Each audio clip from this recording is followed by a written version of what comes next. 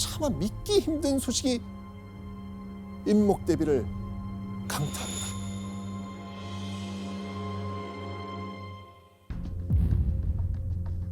광해군 제위 5년이 되던 1613년 개축년에 벌어진 끔찍한 옥사였습니다. 이 옥사의 시작은요, 이른바 은상 강도 살인 사건이었습니다. 대갓집 출신인 7명의 서자, 즉 첨의 자식들이 출세를 못하는 자신들의 처지를 비관하면서 벌인 강도 사건이었습니다. 사실 이때까지만 해도 영모와 아무 상관도 없었던 단순 강도 사건이었습니다. 그런데 왜 이 사건이 영모 사건으로 탈바꿈했을까요? 왜냐하면 이때 강도 사건을 듣게 된 광해군의 측근들이 이거다. 이 사건을 영창대군을 몰아낼 기회로 이용한 겁니다. 자, 먼저 광해군 측근들은요, 박응서라는 인물을 이렇게 회유합니다. 너 살려줄 테니 이걸 영모 사건이라고 이야기하라.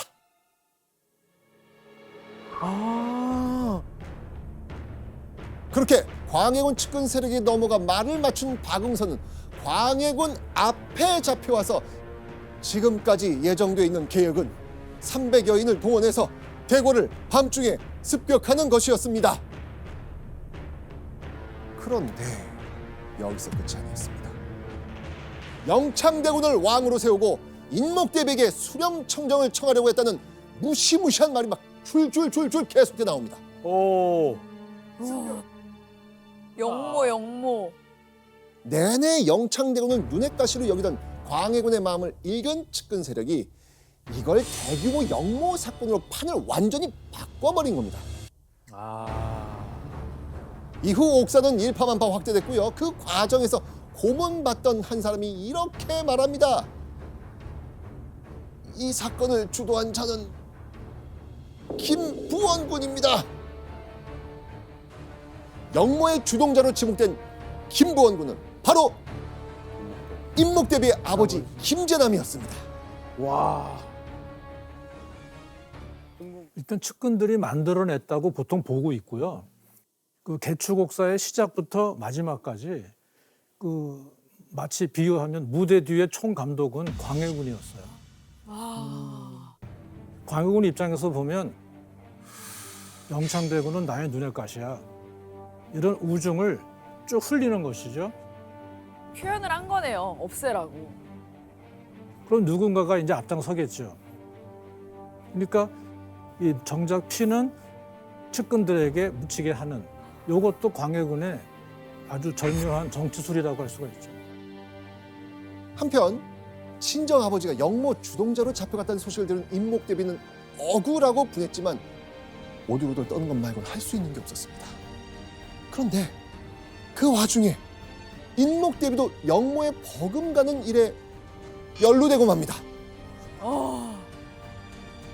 옥사 중 인목대비가 사형상을 초월한 짓을 했다는 증언이 나온 겁니다. 영모 사건에 연루돼 끌려온 한 원로 신하가 이런 말을 했거든요. 과거 영창대군 방해 궁녀들이 유릉에서 저주를 하는 일이 있었습니다. 우리는 이 사건을 이렇게 부릅니다. 유릉 저주 사건.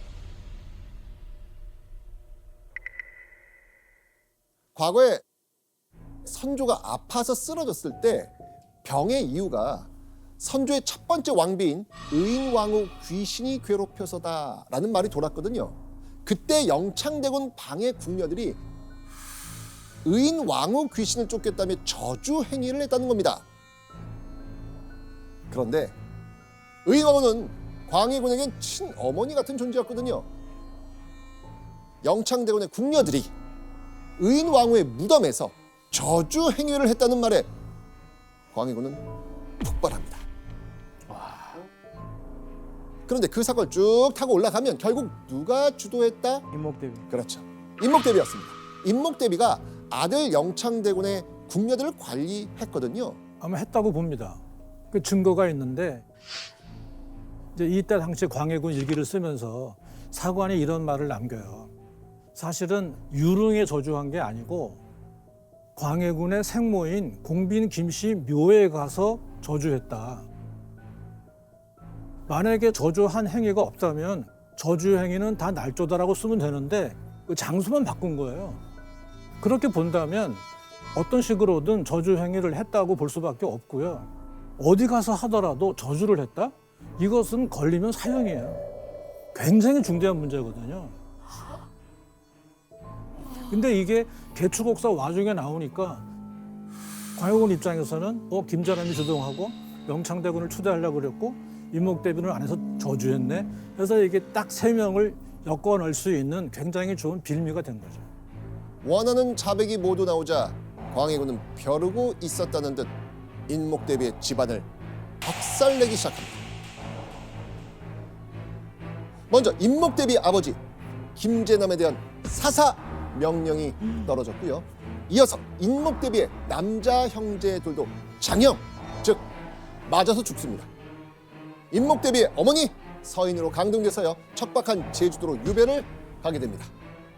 인목대비의 친정은 영모의 중심축이 되었고 영창대군과 본인도 영모 혐의로부터 자유롭지 못했습니다. 그리고 광해군의 칼날은 서서히 처음 조준했던 곳으로 향합니다. 자, 여러분들 광해군이 처음부터 노린 그 조준의 타깃은 누구였습니까? 영창대군. 그렇죠. 이복 동생 영창대군. 광해군은 영모에 연루된 영창대군을 패하고 서인으로 강등시킵니다. 서인으로 강등되면 왕실 족보에서 파이는 건 물론이고요. 그 어떤 왕족 대우도 받지 못한 채 궁 밖에서 평생을 평민으로 살아야 했습니다. 광해군은 서인인 영창대군은 궁 안에 있을 수 없다 라고 하면서 당장 내보내라고 합니다. 이때 인목대비는 내가 안고 한 가지로 죽을지언정 차마 내어 보내지는 못하리로소이다.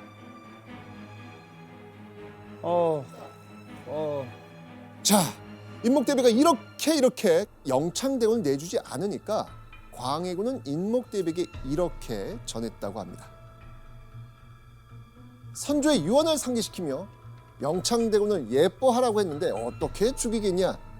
안 죽일 테니까 안심하고 영창대군을 내놓으라는 거였습니다. 자, 그런데 인목대비가 그 말을 신뢰할 수 있겠습니까? 절대 안 하죠. 대군은 이대로 내어주면 안 된다고 직감하지 않았을까요? 인목대비는 아마 그토록 절절한 심경으로 영창대군을 붙잡았을 겁니다. 하지만 궁인들은 이런 인목대비의 심정에도 아랑곳하지 않고 영창대군을 억지로 끌어냅니다.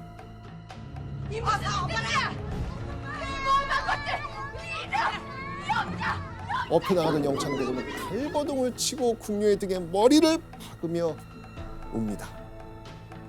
인목대비는 그 모습을 보며 울부짖으며 인사불성이 됐다고 합니다. 나가면 혹시 어떻게 살아요? 영창대군 혼자 사나요? 그때 강화도에 위리안치로 해서 그러니까 저는 지금 강화도 특정 집에 가택 연금시키는 거예요. 몇 살이죠? 근데 4살, 5살. 우리 횟수로 치면 한 8살? 자, 그럼 안심하라던 광해군의 말처럼 영창대군 별일 없었을까요? 6개월 뒤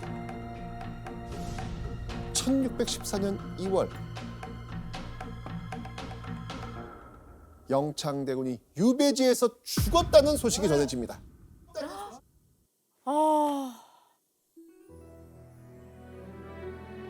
심지어 그냥 죽은 것도 아니고 영창대군이 밥도 제대로 못 먹고 뜨거운 방에서 타 죽었다는 소문이 파다하게 퍼집니다.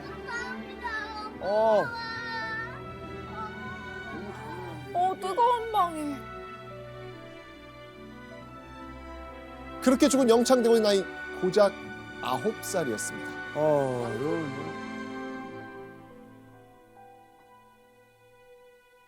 광해군은 임해군 때와 마찬가지로 장례를 치러주라는 말로 이를 마무리합니다. 망했네 이놈! 망했네 이놈! 이놈! 내 놈은 반드시 내 손에 죽으리라!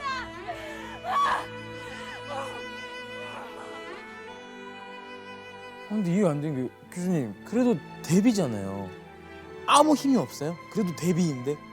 지금 인목대비 자신이 지금 타겟가 돼 있잖아요. 영창대군과 함께. 그러다 보니까 위험을 무릅쓰고 대비의 청탁을 들어줄 그럴 만한 사람도 없고 말은 대비지만 사실은 완전히 사면초가에 몰린 고립무원의 상태에 빠진 그런 처지라고 볼 수 있죠.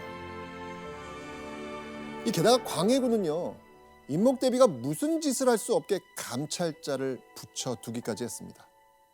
인목대비 너무 비참하지 않았을까요? 그러니까 서름이 북받쳐 올랐지만 인목대비는 할 수 있는 게 없었습니다. 그런데 인목대비의 고통은 거기서 멈추지 않습니다. 개추곡사가 일어난 지 4년째 되던 1617년 조정에선 급기야 인목대비를 벼랑 끝으로 몰아넣는 움직임까지 일어납니다. 존호를 삭제하고 궁전의 호의를 없애며 온 나라 사람과 함께 폐위시켜야 합니다. 야, 이게 호의를 없앤다는 말이 진짜 무서운데요. 이건 신하들이 광해군에게 올린 상소입니다. 즉 인목대비를 쫓아내자는 겁니다. 왜냐하면 인목대비 역시 유령 저주 사건으로 영모에 연루된 피의자 신분이었습니다. 그런데 광해군이 여태껏 인목대비에게 죄를 묻지 않고 있었던 겁니다. 그래서 이제 마지막으로 대비를 처벌해야 한다는 여론이 형성된 겁니다. 심지어는요, 인목대비를 죽여야 합니다 라고 말하는 신하도 있었습니다. 어머니 인목대비를 쫓아내라는 상소를 받은 광해군, 어떤 반응이었을까요? 차마 듣지 못하겠다. 광해군은 상소를 물리치기에 바쁩니다. 광해군이 받아줄 때까지 물러서지 않을 태세였습니다. 대비를 폐함이 마땅한 줄로 아옵니다. 윤호하시옵소서. 윤호하시옵소서. 뭔가 짜고 치는 그림이 그려지시죠? 인목대비 폐위 논쟁이 2달가량 이어지던 1618년 1월 28일 광해군이 드디어 답을 내립니다. 지금 이후로는 단지 서궁이라고만 칭하고 대비의 호칭은 없애도록 하라. 자, 여러분 여기서 서궁, 서궁이 무슨 뜻일까요? 서쪽의 궁. 네, 맞습니다. 궁의 별칭인 서궁으로 부르라는 건 대비로 인정하지 않는다는 선언이자 대비의 지위와 위상을 한껏 낮춰버리는 조치였습니다. 이어서 광해군은 인목대비를 경운궁에 유폐시켜버립니다. 그리고 인목대비는 경운궁에 놔둔 채 광해군은 창덕궁으로 옮겨갑니다. 그리고 아무리 떨어져 있어도 아들로서 반드시 해야 할 문안 인사도 끊어버립니다. 인목대비를 궁에 가둬놓고 대비로서 존재감을 도려내버린 겁니다. 조선 왕실 역사상 전무후무한 폐륜이 벌어지고 만 겁니다. 아무리 어머니라고 해도 반역을 일으켰다, 주동했다. 그러면은 처벌을 안 할 수가 없어요. 문제가 뭐냐면 인목대비가 정말 그렇게 엄청난 반역 사건을 주도했는가라고 하는 것이 명명백백하게 드러나지가 않은 상태거든요. 그러니까 명확하게 드러나지 않은 반역 죄상을 빌미로 어머니를 유폐했기 때문에 그게 폐륜이 되는 것이죠. 사실 왕위를 직접 노릴 수 있는 사람은 영창대군이지 인목대비가 아니거든요. 그러니까 영창대군을 제거한 다음에 스탑을 했어야 돼요. 근데 세자 때부터 생긴 엄청난 트라우마, 피해의식 이런 것 때문에 영창대군을 제거한 다음에도 이성을 잃고 인목대비한테까지 계속해서 공격을 한 게 광해군이 넘어서는 안 될 선을 넘은 것이죠. 상당히 무리수였죠. 광해군이 한순간이라도 인목대비를 어머니로 생각한 적은 있었을까요? 한 번도 없었을 한 거예요. 번도 단 한 번도 없을 것 같아요. 마음속으로는 일찌감치 폐위한 것과 다름이 없지 않았을 겁니다. 인목대비는 효를 중요시하는 조선에서 모후로 대접받지 못하는 자신의 처지가 이루 말할 수 없이 치욕스럽고 한스러웠을 겁니다. 임목대비는 유폐됐을 당시의 심경을 글로 남기기도 했는데요. 바로 이 시입니다.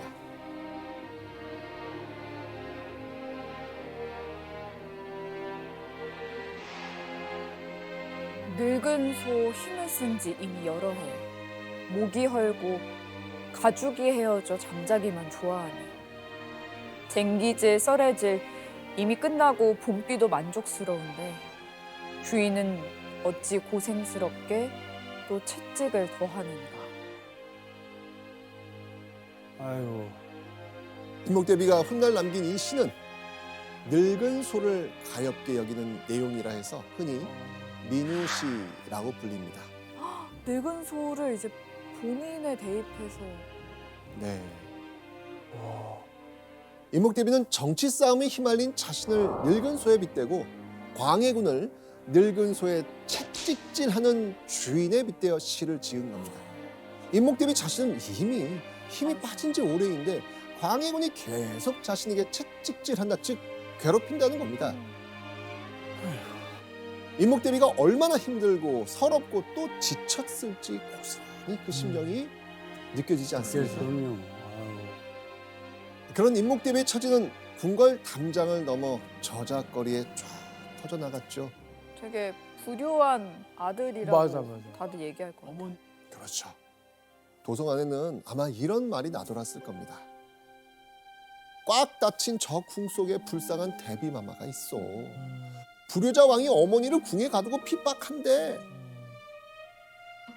궁에 갇혀 아무것도 못하는 임목대비를 향한 동정심은 점점 커지고 있었습니다. 아유. 그렇게 임목대비가 유폐된 지도 4년이 흐른 1622년 12월의 밤, 경운궁에서 임목대비가 상상치도 못했던 일이 벌어집니다.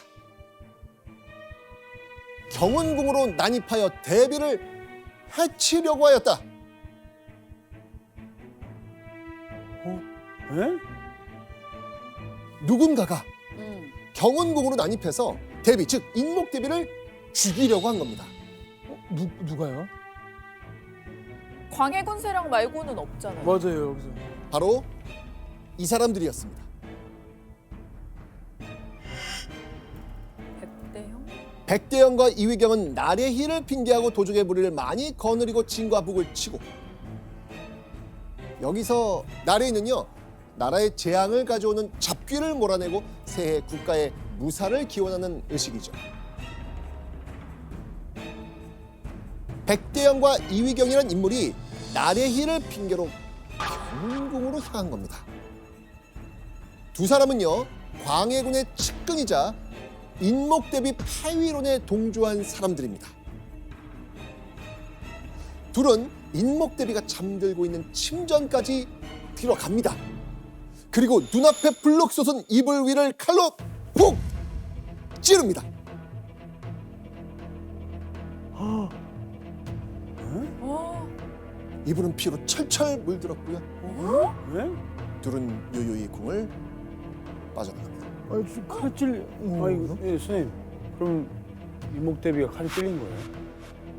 이불 속 피를 흘린 사람은 바로 안 돼. 궁녀였습니다.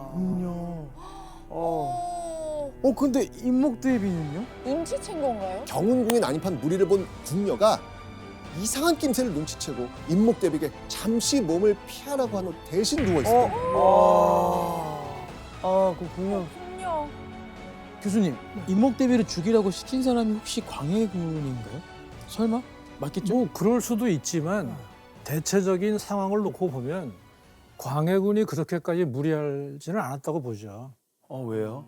저렇게 만약에 광해군이 지시했다가 이게 말이 새나갈 수 있는 거고, 그 만약에 탄로가 나면 아무리 왕이라고 해도 이거는 후폭풍이 어마어마해서 감당할 수가 없어요. 광해군의 결론은 분명해요. 유폐시키는 것으로 끝이다. 아니 근데 이 사건이 일어났을 때 만약에 진짜 교수님 말씀대로 광해군이 시킨 게 아니라면 너희들이 한 짓 때문에 내가 오해받을 뻔했다. 그리고 처단을 해야 되는데 그러진 않았잖아요. 왜냐하면 이게 미수로 끝났기 때문에 후폭풍이 크지 않은 것이고 또 그렇다고 해서 자기의 지금 자기 손에 피를 묻혀서 하는 내 측근인데 그런 실수 때문에 내가 처벌해버리면 내 측근은 누가 하겠어요. 맞아. 그러네요. 애매하네.